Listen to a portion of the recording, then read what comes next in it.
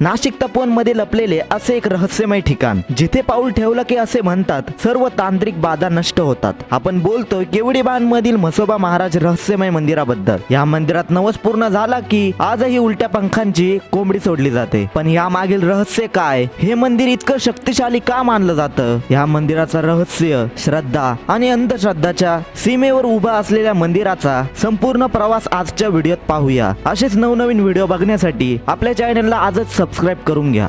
नमस्कार मित्रांनो, एक पाऊल मंदिराकडे या चॅनल मध्ये आपल्या सर्वांचे सहर्ष स्वागत. आज आपण नाशिक मधील प्रसिद्ध आणि जागृत ग्रामदैवत केवडीबन म्हसोबा मंदिरात आलेलो आहोत. हे मंदिर अगदी प्राचीन असून हे मंदिर पंचवटीतील स्वामीनारायण मंदिराच्या बाजूला असून येथे स्वयंभू म्हसोबा महाराजांची मूर्ती आहे. या परिसरामध्ये केवडीच्या झाडांचे बन होते, म्हणूनच या जागेला केवडीबन असे म्हणतात. केवडीबनामध्ये आल्यावर मन अगदी प्रसन्न होते. येथे हजारो वर्षाचे वटवृक्ष असून या वटवृक्षाखाली म्हसोबा महाराजांचे मंदिर आहे. या मंदिरात भाविक केलेला नवस पूर्ण करण्यासाठी येत असतात. आपली मनोकामना पूर्ण झाल्यानंतर भाविक येथे उलट्या पंखाची कोंबडी सोडतात. ही प्रथा येथे हजारो वर्षापासून चालू आहे. या बाणामध्ये सप्तशृंगी मातेचे मंदिर असून मंदिरामध्ये सप्तशृंगी माता, रेणुका माता, आसरा देवी यांच्या मूर्तीचे दर्शन आपणास होते. केवडीबन येथील देवी मंदिराचा जीर्णोद्धार गेल्या 15 वर्षापूर्वी म्हणजेच 2009 ते 2010 साली करण्यात आला. त्यानंतर जीर्णोद्धाराचे अपूर्ण राहिलेले काम